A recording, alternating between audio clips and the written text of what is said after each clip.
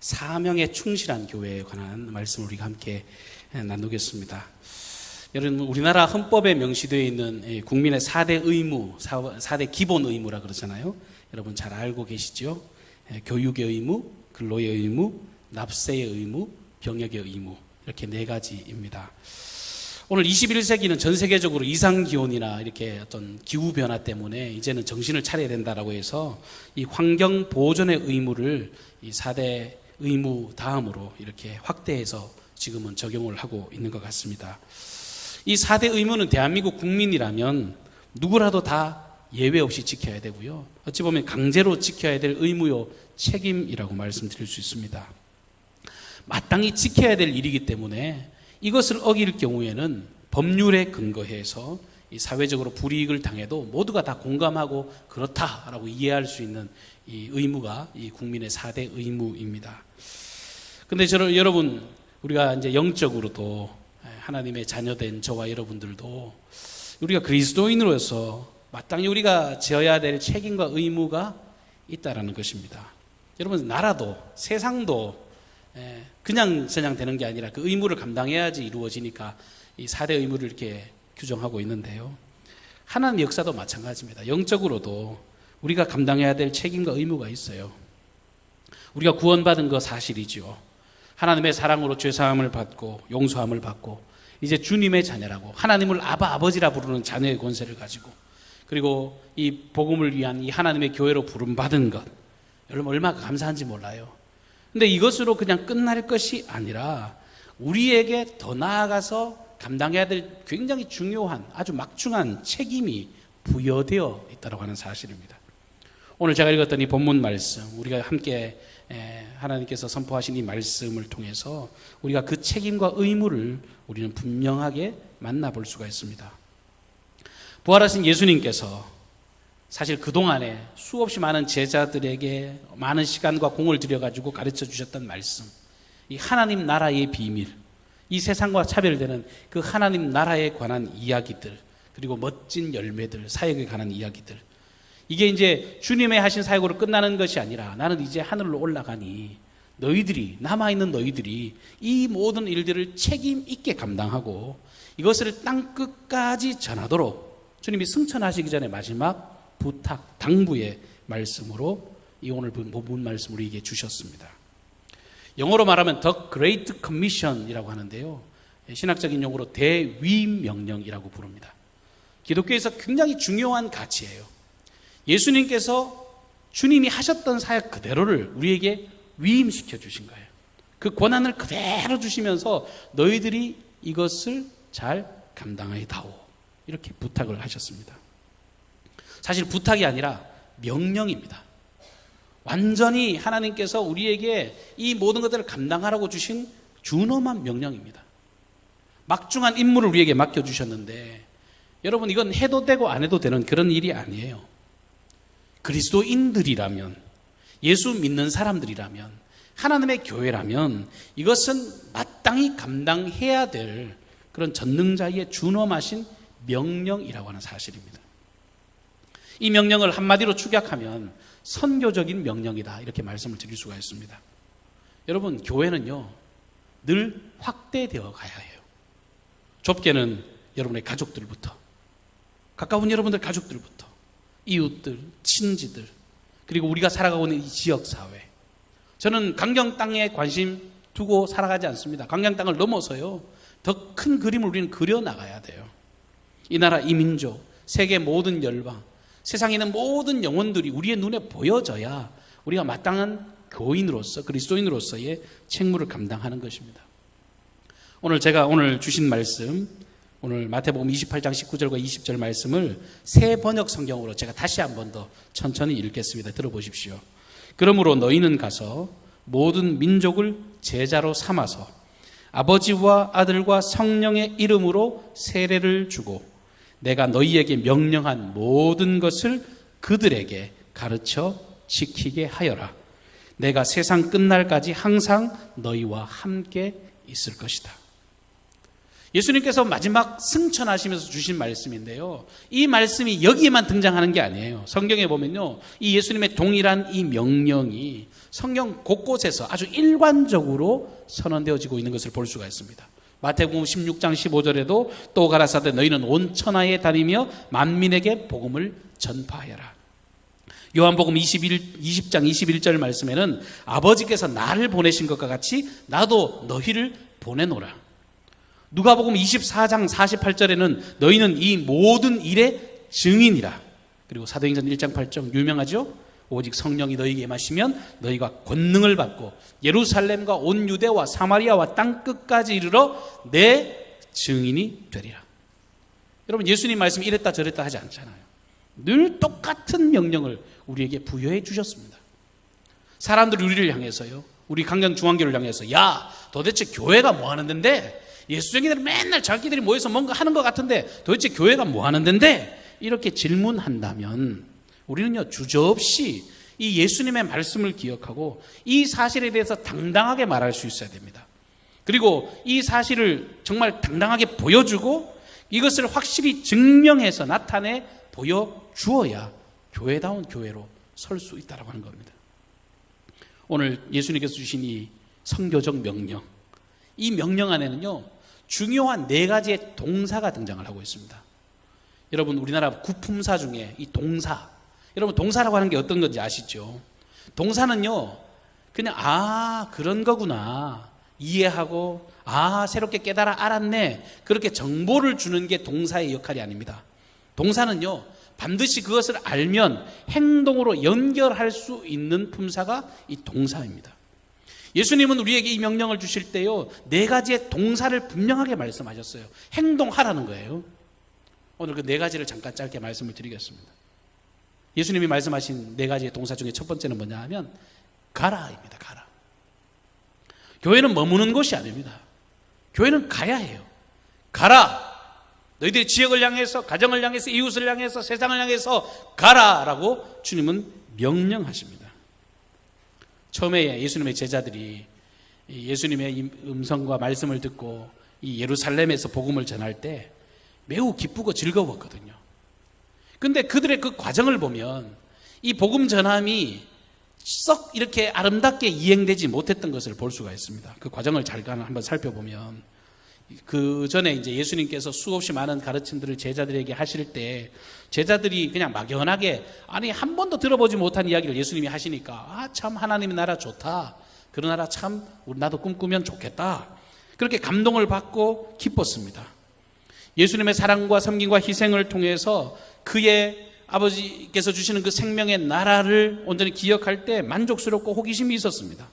그런데 그러다가 막상 예수님께서요 세상 위정자들한테 잡혀서 고문을 당하시고 나중에 십자가에 달려 죽으시고, 그러니까 나중에 다 뿔뿔이 흩어져 버리지요. 무서워서 도망가 버리고.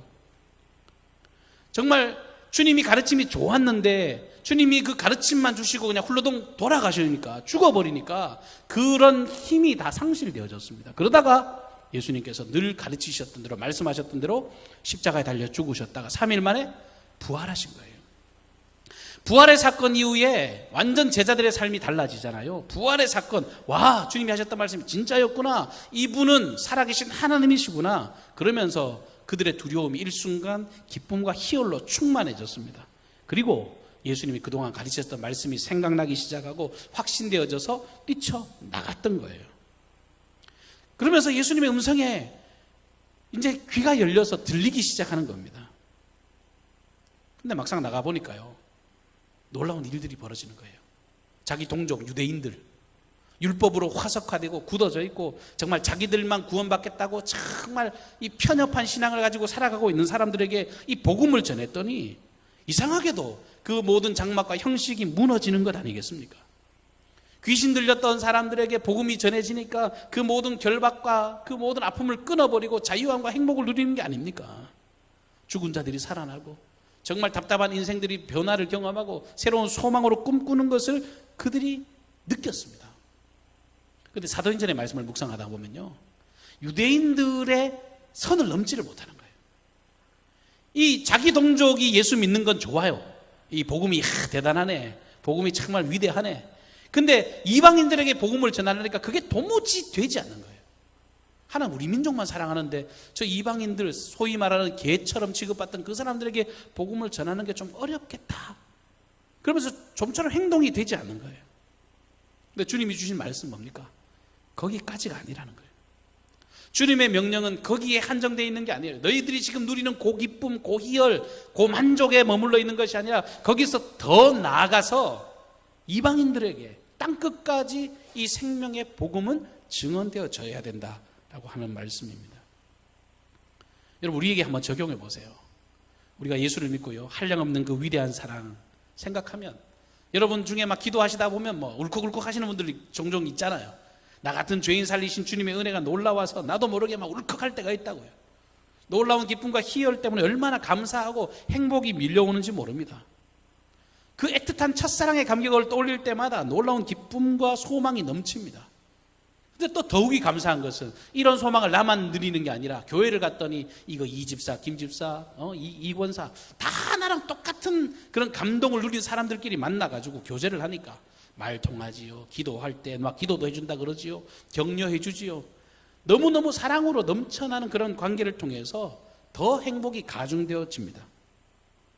그런데 여기서 끝나버리면요 우리는 사명에 충실한 교회 될 수 없습니다. 너무 좋잖아요. 지금까지 은혜에 감격하고 정말 사랑의 교제도 나누고 너무 좋아요. 근데 거기까지 머물러 있는 건 주님의 명령에 준행하는 게 아니라는 겁니다. 변화산에서 예수님께서 막 찬란한 형상으로 변화되어지시고 그리고 엘리야와 이 모세가 이 베드로의 눈앞에 이렇게 쫙 보여졌을 때 베드로가 얼마나 행복했는지 몰라요. 와, 단 한 번도 보지 못한 영광의 광채로 예수님이 바뀌는 걸 보고 너무너무 행복해가지고 주님 너무너무 좋습니다. 너무너무 행복합니다. 그래서 말인데요 주님 이곳에 초막셋을 짓고 우리가 여기서 정말 우리가 평생토록 여기서 살았으면 좋겠습니다. 저는 산에 안 내려갔으면 좋겠어요. 주님이 그래 네 뜻대로 해라. 그리고 거기서 사셨습니까? 아니에요. 주님은 산으로 내려가자 하시고 그 변화산의 환상을 깨뜨리셨습니다. 그리스도인의 삶은 여기 머무는 삶이 아니에요. 여기가 좋사오니 그것이 우리 그리스도인의 삶의 걸음이 아니라는 겁니다.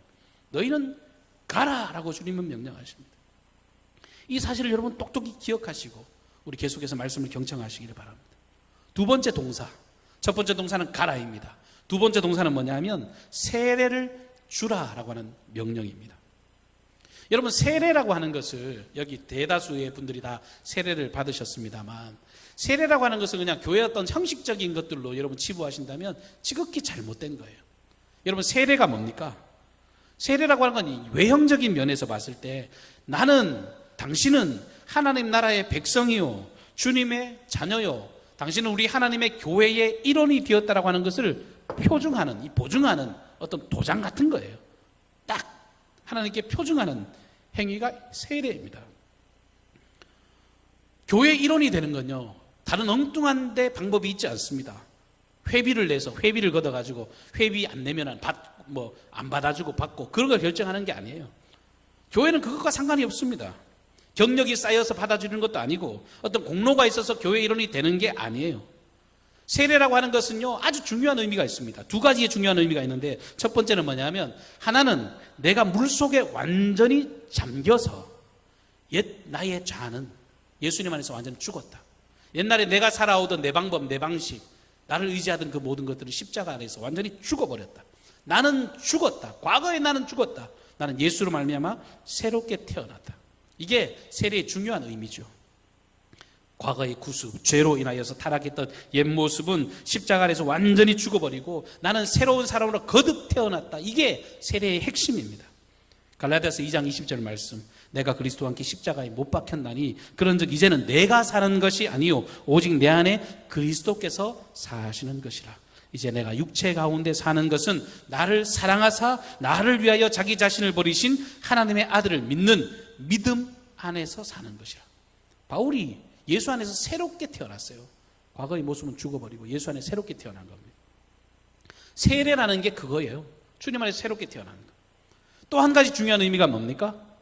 내가 물에 잠김으로써 내 모든 죄악이 그 십자가의 보혈의 공로로 말미암아 죄악의 그 모든 때가 완전히 맑게 씻겨졌다고 하는 의미가 세례에 담겨져 있습니다.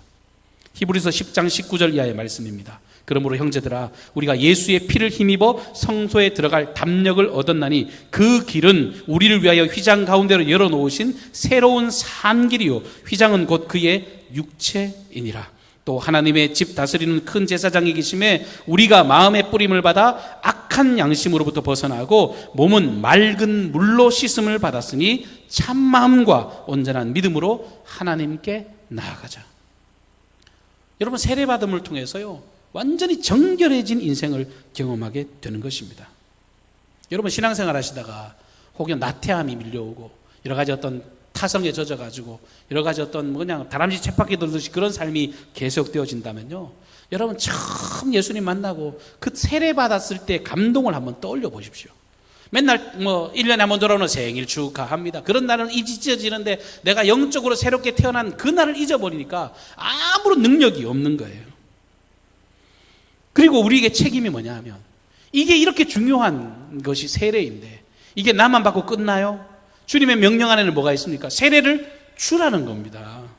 이 놀라운 비밀을 알지 못하고 이 놀라운 자유와 기쁨과 희열을 누리지 못하는 사람들을 만나서 그들도 하나님의 백성으로 하나님의 자녀들로 불러서 이 하나님의 사람이라고 인침을 주는, 하나님의 사람이라고 이렇게 표징이 되는 이 놀라운 구원의 감격의 자리로 사람들을 불러 세례 주는 일을 너희들이 감당하라고 명령하시는 겁니다.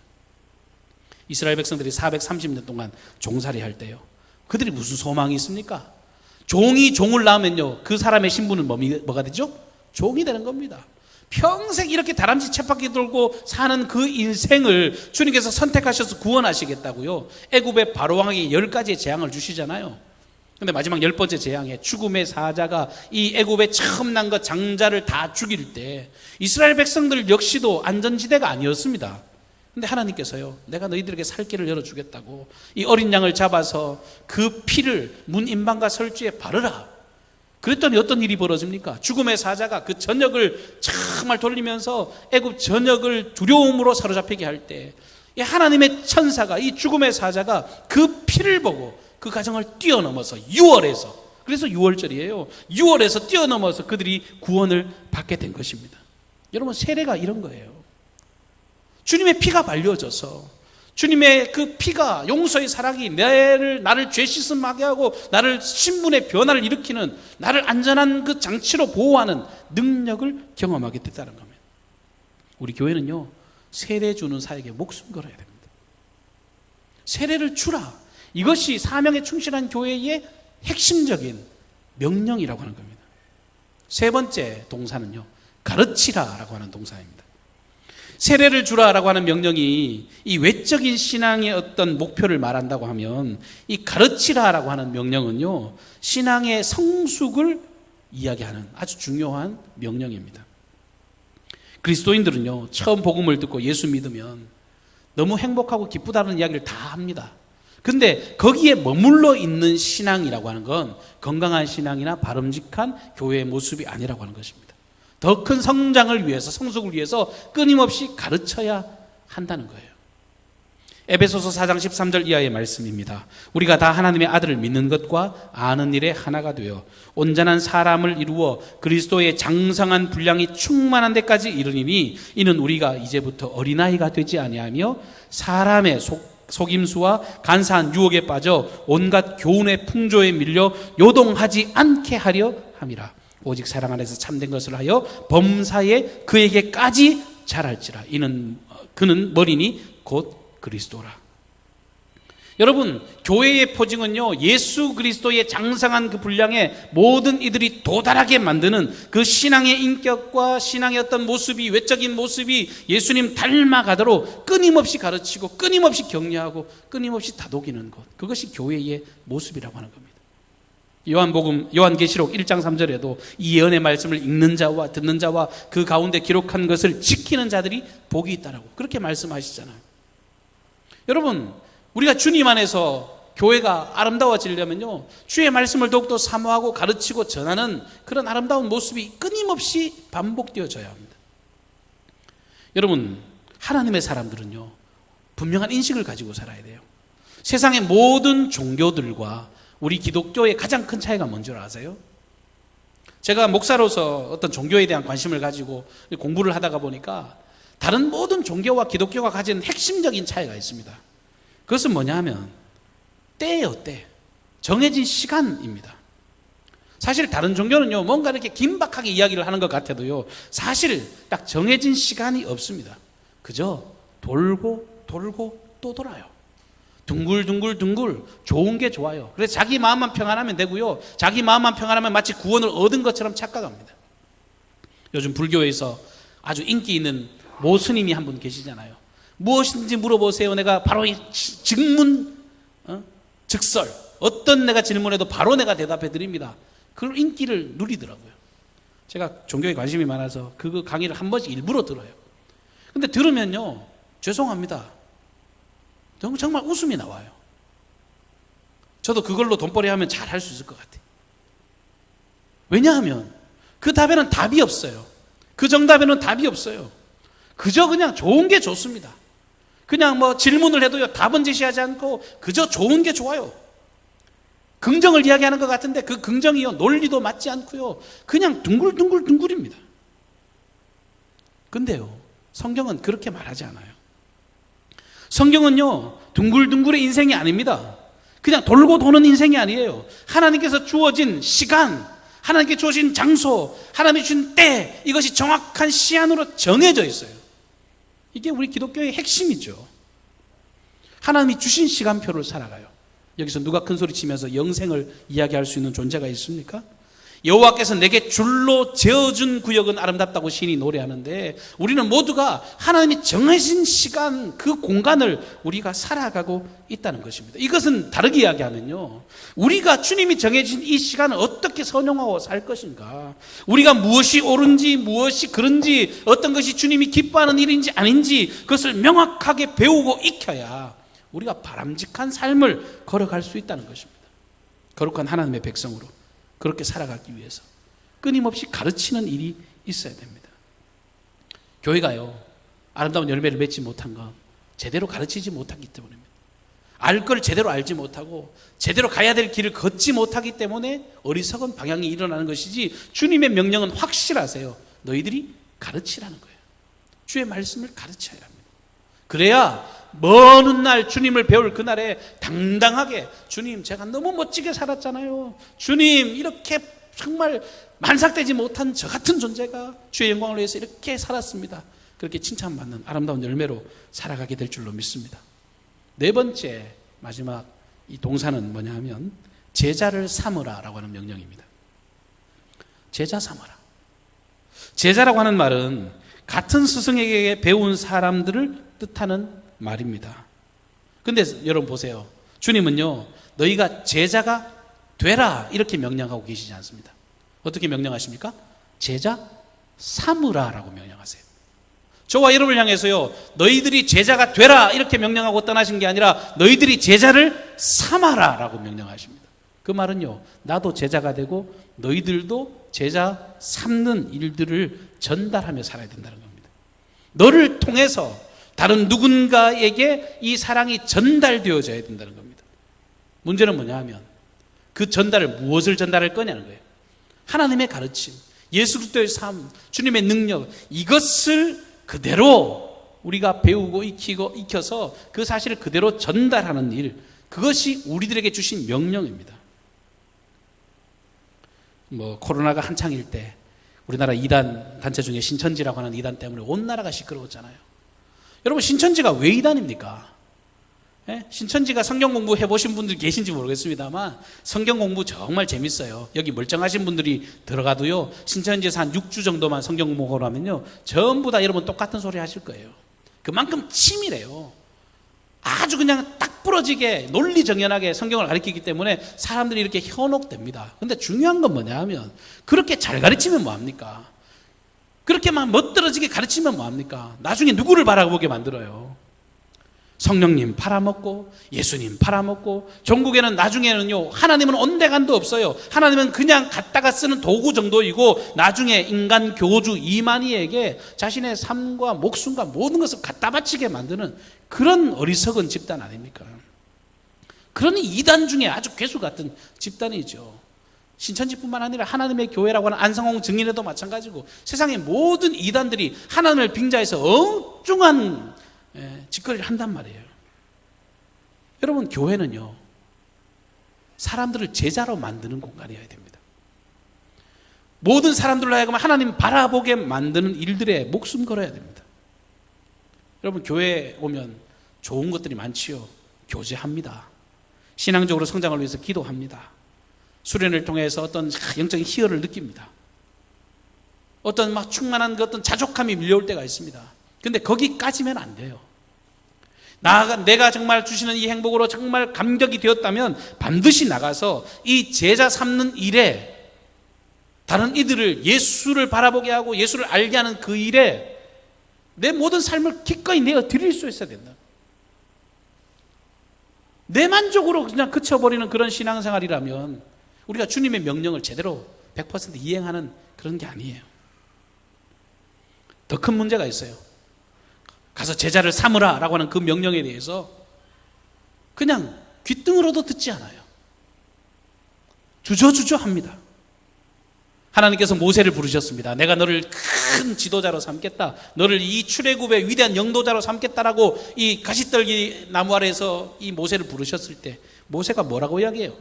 주님, 제까지 게 뭐랍니까? 제가 누구이기에 바로 이게 갑니까? 저는 말도 잘 못합니다. 제가 이 애굽 땅에 가면 바로가 저를 보고 비웃을 겁니다. 애굽 사람들이 어디 늙은이가 여기 와서 이렇게 큰 소리 치냐고 제보고 손가락질 할 겁니다. 여러분, 그게 모세만의 모습이면 좋겠어요. 우리에게 주님이 제자 삼으라 라고 하는 이 명령을 주실 때 이런저런 핑계를 다 대고 주저주저 한다면 우리도 모세와 별반 다르지 않습니다. 제자 삼는 거, 그건 목사님 일이지. 그거는 정말 어떤 성직자들의 일이지.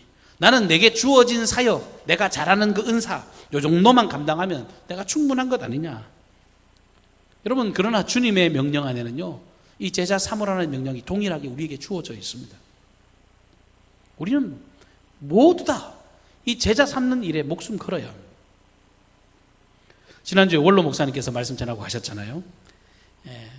말씀 설교 끝나고 이제 같이 점심 식사를 하는데 진짜 제 귀에다 대고 이렇게 쫙 속삭이시듯이 말씀을 해 주셨는데 되게 기분 좋은 이야기를 저한테 들려주셨습니다. 목사님, 성도들이 말이에요, 예배를 드리는 걸 보고 내가 진짜 깜짝 놀랐다. 내가 큰 감동을 받았다. 예전에는 이 목사님 말씀이세요. 옛날에 내가 기도를 시키면은 공문을 빼는 사람들, 심지어는 안 나오는 사람들은 너무너무 많았대요. 근데 그렇게 기도를 시키든 안내를 시키든 소극적이었던 사람들이 너무 정성스럽게 그것들을 준비하고 참여하는 게 너무 보기가 좋더라. 그렇게 말씀을 해 주시는 거예요. 목사 기분 좋지요? 요즘 제가 새벽 기도에 계속 참여하는데 문을 열었는데 저도 모르게 카메라를 꺼내서 사진을 찍게 만들더라고요. 여러분, 한국 교회가 대다수의 교회들이 보면 새벽 기도에 참석하는 인원들이 한 11조 정도 보거든요. 10분의 1 정도. 근데 굳이 우리 교회가 이게 통계적으로 이렇게 계산을 해보면 지금은 최소한 한 20, 30% 정도는 새벽 기도에 참석하는 것 같아요. 너무 기분 좋죠. 토요일 날 청소합니다. 우리는 조를 짜지도 않고 그냥 오시고 싶은 분 오세요. 교회를 사랑하는 분 오십시오. 섬길 수 있는 분, 시간 되시는 분들 오세요. 여러분들 기도하시는 분들도 있고 우리가 또 몸으로 봉사하는 분들도 있고 다양하게 역사하니까 자발적으로 오십시오. 근데 여러분 오셔서 청소하니까 여러분 주변 둘러보시면 깨끗하지요. 우리 깨끗하잖아요. 이름도 없이 빛도 없이 이른 아침을 깨워서 오시는 분들, 각자의 역할을 감당하시는 분들, 제가 목회자로 생각할 때 너무너무 감사하고 뿌듯합니다. 그런데 여러분, 저는 기분이 좋습니다만 제가 목회자로서, 목사로서 하나님의 말씀을 근거로 해서 여러분 모두에게 더 크게 도전을 하면, 여러분 주님의 명령에 충실하고 주님의 말씀에 충실하고 우리가 복음에 합당한 아름다운 걸음에 서 있다고 하면 어찌 보면 제가 말씀드렸던 이 모든 것들, 원로 목사님이 칭찬하셨던 모든 것들 당연한 일 아닙니까? 마땅히 이루어야 되는 당연한 모습 아니겠습니까? 결단코 우리가 자랑할 수 있는 그런 일들이 아니지 않습니까? 세상사도 그래요. 우리 교회에 예쁜 화단이 있는데요, 화단에 물을 갖다 주고 거름을 주고 그러면 어떤 결과가 있습니까? 아름다운 꽃을 피는 건 당연한 겁니다. 푸른 잎을 내는 건 당연한 겁니다. 우리가 하나님의 은혜가 우리에게 경험되어지고 주의 말씀이 우리에게 자리 잡아지고 영으로 충만하고 주님의 임재하심이 있다면, 주의 말씀을 따라 사는 삶이 된다면, 주님의 가르침과 주님의 명령에 우리가 집중하게 된다면 당연하게 우리에게 일어나야 될 마땅한 삶의 열매라고 하는 것입니다. 어제 청소 끝나고 우리 이웃 교회의 한 장로님께서 앞에 공사 때문에 오셨다가 우리 교회에 찾아오셨어요. 놀러 오셨어요. 등나무 아래에서 이제 같이 이런저런 이야기를 나누시다가 한 분이 이렇게 질문을 하셨어요. 아이고, 이제 장로님네 교회 옆에는 아파트도 생겨서 참 좋으시겠습니다. 그렇게 이제 이야기를 했는데, 그 장로님께서 뭐라고 하셨냐면 이렇게 말씀하세요. 교회 옆에 아파트가 있느냐 없느냐, 교회 옆에 아파트가 생기느냐 안 생기느냐, 그게 중요한 게 아니라 좋은 소문이 나야 사람들이 찾아오는 것 아니겠어요? 이렇게 이야기 안 하신 거예요. 정답! 제 속마음으로 그렇게 써주셨어요. 정답이죠. 여러분, 환경이 어떻든지 간에, 세상이 어떻든지 간에, 코로나든 뭐든 아무 상관없습니다, 여러분.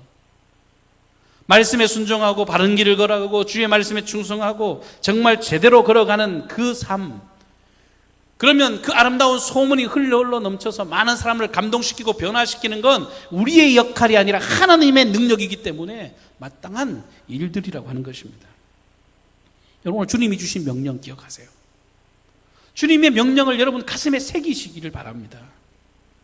가라, 세례를 줘라, 가르쳐라, 제자를 삼아라.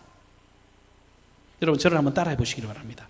가라, 세례를 주라, 가르치라, 제자를 삼으라.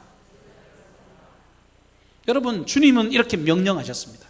마지막 하늘로 싹 승천하시면서 너희는 가서 모든 민족으로 제자를 삼아 아버지와 아들과 성령의 이름으로 세례를 주고 내가 너희에게 분부한 모든 것을 가르쳐 지키게 하라고 쫙 명령하시면서 올라가셨는데, 사실 우리의 모습, 우리의 지금 현실의 모습에서 그 음성이 어떻게 들려지는지 한번 생각해 보세요.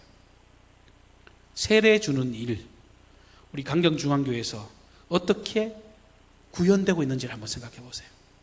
시골 동네 가면 그렇답니다. 애기 기저귀가 하나 탁 나풀나풀거리면요, 동네 사람들이 잔치를 한다잖아요. 하도 애기가 없으니까. 우리 교회가 혹시 세례 주는 일을 그쯤으로 생각하고 있지는 않은지 모르겠습니다. 1년에 한 번 있으면 가슴이 뛰고 정말 오래간만에 하는 한 행사인 것처럼 주님은요, 세례를 주라 했습니다. 가르치는 것, 아까도 말씀드렸지만 나와는 무관하고, 그건 내 역할이 아니라 다른 누군가의 재능 있는 사람, 특별히 은사 있는 사람의 일이지 나랑 그게 무슨 상관이 있나?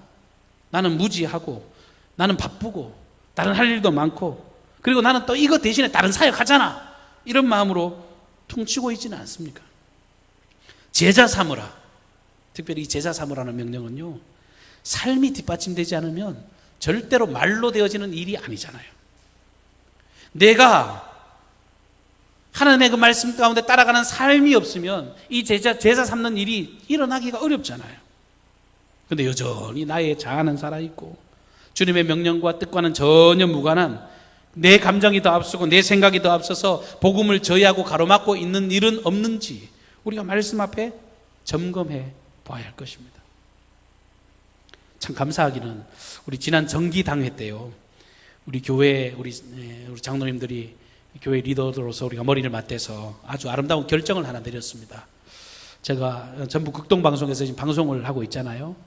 근데 제가 방송을 하면서 영적인 부담감을 많이 느끼기도 했고, 진짜 아름다운 역할. 원래 방송사라고 하는 건 뭘로 돌아가느냐 하면 이 후원, 또 혹은 방송 그 광고 수익이 솔찬거든요. 근데 유일하게 광고 수익이 없는 방송사가 있으니 극동방송입니다. 광고 그냥 해주고요, 예, 할인해서 제공하셨습니다, 닭고기 선물 세트를 줍니다 하고 할인해서 돈 받아서 그걸로 하면 되거든요. 근데 그런 식으로 하지 않아요. 물품은 후원을 받고 하지만 물질적인 어떤 광고나 이런 수익에 목숨 걸지 않습니다. 선한 일이라고 생각이 되었거든요. 근데 장로님들께서 이 소액이지만 우리가 전파 선교사로서 우리 교회가 이 일에 앞장서서 우리가 함께 협력했으면 좋겠다. 또 그뿐만 아니라 우리 교회가 지금 형편이 어렵지요. 사실은 여러 가지로 힘들고 어렵지요. 그럼에도 불구하고 우리가 해외 선교사도 한 가정, 많이 돕지 못하더라도 한 가정이라도 우리 해외 선교사를 지정하고 그분을 좀 정기적으로 후원해 있으면 좋겠다. 이래서 우리가 당회에서 아름답게 결의했습니다. 여러분, 코로나로 힘든 세상이라고 해도요, 아무리 위축이 되고 아무리 힘들어도요, 주님의 명령에 집중하는 교회, 주님이 복 주실 줄로 믿습니다. 하나님의 선한 방향을 추구하고 성숙한 그리스도인의 길로 걸어가는 것, 이것이 우리 강경중앙교회에 되면요, 주님이 우리를 너무너무 어여삐 여기시고 우리에게 놀라운 복으로 채워 주실 줄로 믿습니다. 제가 이렇게 결정을 하고 보니까 이제 주보를 쫙 보면서 흐뭇한 마음이 들더라고요. 우리가 대전신학대학교에 우리 신학생을 양성하는데 우리가 물질을 보내고 있습니다. 우리보다 힘들고 어려운 이 두 곳의 미자립 교회를 우리가 섬기고 있습니다. 방송 선교를 위해서 결의하고 또 해외 선교사 그 과정 얼마나 힘들고 어렵겠어요. 정말 우리가 물질을 보내기로 결정했습니다. 너무나도 아름다운 여정. 정말 우리가 함께함이 얼마나 큰 기쁨이고 행복인지 모르겠습니다. 근데 중요한 건요, 여기서 멈추면 안 돼요. 야, 우리 할 만큼 했으니까 동네방네 자랑하고, 여러분이 절대 자랑할 일이 아닙니다. 당연히 해야 될 주님의 대위 명령입니다. 책임 있게 감당해야 됩니다. 누군가가 대신해야 될 사명이 아니라 주님이 나에게 주신 아름답고 귀한 주님의 신실하신 명령입니다. 너무 잘 알잖아요. 여러분, 고인물은 썩어요. 저도 물고기를 키웁니다만 물고기가요, 여러 마리가 있어도요, 그 중에 한 마리가 죽어. 그 죽은 물고기를 그대로 방치한 채 아무것도 안 하고 내버려두면요, 나머지 물고기들 다 죽는 겁니다. 강을 거슬러 오르지 못하는 물고기는요, 힘없이 휩쓸려 죽고 마는 것입니다. 사명에 충실하지 않는 교회, 환경 탓하고 문제 탓하고 이것저것 조건 따지는 그런 교회, 그냥 머물러 있는 교회는요, 죄송하지만 교회도 죽어요. 주님의 나라, 하나님의 영광, 하나님의 그 크신 복음의 생명, 이것을 아름답게 전하고 전진하고 나아가는 그런 교회에 하나님은 귀한 도구로 함께 하실 줄로 믿습니다. 한 영혼을 살리는 일, 그 일을 위해서라면 내게 주신 건강도 아낌없이 주님을 위해 내어드리고, 한 영혼을 살리고 하나님 나라의 복음을 증거하는 일이라면 내게 주신 그 재능도 정말 주님 앞에 아낌없이 내어드리고, 힘든 세상, 어려운 세상이라고 하지만 우리는 물질관이 다르잖아요. 주님이 주신 이 물질을 가지고 정말 한 영혼, 천하보다 귀한 영혼을 살리는 일에 주님의 명령을 위해서 기꺼이 아름답게 내어드리는 그런 아름다운 교회. 제가 부임한 지 이제 거의 3년이 다 돼 가는데요, 제가 부임하고 선교헌금에 관한 설교나 이런 말씀을 드린 적은 한 번도 없는 것 같습니다. 여러분, 마땅하고 당연한 일인데, 우리가 가장 목숨 걸어야 될 일이 여기인데, 저는 우리 교회를 통해서 생명을 살리는 일이 가장 우선적으로 시행되어지는 그 일에 우리가 함께 동참하기를 주님의 이름으로 부탁을 드립니다. 여러분, 선교 헌금에 많이 동참해 주시기를 바랍니다. 여러분, 복음의 능력은 이 섬김을 통해서 확장되어질 것입니다. 제가 목사인데요, 저를 좀 믿어주시면 좋겠어요. 우리 강경중앙교회의 리더십을 믿어주시면 좋겠습니다. 세상이요, 점점점 위축되어지고 이 자꾸 일들이 자꾸 안 되는 일들이 뭐냐 하면, 이 제대로 사용되어야 되는 물질이 엉뚱한 데 사용되어지고 하나님의 나라의 어떤 방향이 엉뚱한 곳에 집착이 되어지니까 사람들이 불신하는 것 같은데요, 여러분, 드라마 대사에도 그런 대사가 있더라고요. 어머님, 전적으로 저를 믿으셔야 합니다 하는 것처럼, 이은무 목사를 여러분 믿으십시오. 강경중앙교회를 믿으십시오. 우리 교회가 합당하게 복음으로 정직하게 이 물질이 사용되고 정말 아름다운 이 하나님의 영광과 나를 위해서 쓴다는 것을 우리가 투명하게 이것을 공유하고 우리가 많은 사람을 살리고 세우는 일에 우리가 이것들을 사용한다는 것을, 그거를 통해서 우리가 함께 성취감을 누리게 된다는 것을 여러분 믿고 우리가 함께 동역하기를 바랍니다. 요즘 커피 한 잔이 얼마나 비싼 줄 아세요? 밥 먹고 나면 꼭 커피 한 잔 해야지 되는 시대를 살아가고 있잖아요. 오늘 말씀을 준비하면서 그런 생각이 들었습니다. 이제는 좀 더 구체적으로 행동했으면 좋겠다. 커피 한 잔 마시는 거 조금 줄이고, 사치하는 거 조금이라도 죽여서. 요즘은 진짜 힘들고 어려워요. 진짜 힘들고 어려운데요, 내가 이 정도 힘들면요, 더 힘들고 더 어렵고 더 고통받는 사람, 정말 몸소리치도록 힘들고 어려운 사람들이 많이 있어요. 구제해둬야 되죠. 무엇보다도 그들에게 복음을 전해야 돼요. 이 땅의 삶이 다가 아니라 영원한 하나님의 나라가 있다는 것을 그들을 살리는 일들을 위해서 우리가 전진해야 될 그런 적기에 우리가 지금 서 있다고 하는 것입니다. 구제와 선교, 하나님 나라 사망을 위해서 힘쓰는, 주님의 그 명령을 외면하는 자들이 아니라 음성에 귀를 기울이고 걸어가는, 그래서 조금씩 위대한 교회로 전진하는, 예수님 닮은 아름다운 교회로 발돋움하기를 주님의 이름으로 축복합니다. 볼지어다 내가 세상 끝날까지 너희와 함께 할 것이라고. 주님이 이 여정에 우리를 홀로 내버려 두지 않으십니다. 주님이 함께 동행하시면서 세상 끝날까지 너희들과 함께 하겠다고. 이보다 더 확실한 보증이 어디 있습니까? 전능자가 나와 함께 하겠다는데 주님의 손 꼭 붙잡고 이 아름다운 사역을 위해서 전진하는 위대한 교회, 우리 강경중앙교회가 되시기를 주님의 이름으로 축복합니다. 기도하십시다. 고마우신 주님 은혜를 감사합니다. 우리 사랑하는 권속들과 주의 명령에 귀 기울게 하여 주시고, 가라, 제자 삼으라, 세례를 주라, 그리고 아버지 하나님께서 주시는 아름다운 생명의 복음을 증가라고 하는 이 준엄하신 음성을 우리가 듣고 증가하고 전하는 아름다운 복된 걸음들 되게 하여 주시옵소서. 듣고 알므로만 끝나지 않게 도와주시고 이 아름다운 일들에 행동하며 아버지 아름다운 열매를 온전히 나타내므로 아버지 이 시대 가운데 떨어져 있는 이 하나님의 놀라운 영광, 이 하나님의 놀라운 이름을 우리가 다시 한번 회복시킬 수 있는 귀한 도구로 우리 강경중앙교회가 쓰임받게 하여 주시옵소서. 복음에 합당한 교회가 되게 하여 주시고 아름다운 믿음의 성도가 되게 하여 주시고 주님 보시는 그날 정말 아름답게 정말 당당하게 서갈 수 있는 믿음의 귀한 걸음 걸어가는 저희 모두만 되게 하여 주시옵소서. 귀한 일들을 행하실 생명의 주님을 기대하옵고 또한 주님의 크나큰 기쁨으로 살아가는 저희 모든 삶이 되기를 간절히 소원하옵고 예수님의 존귀하신 이름으로 기도하옵나이다. 아멘.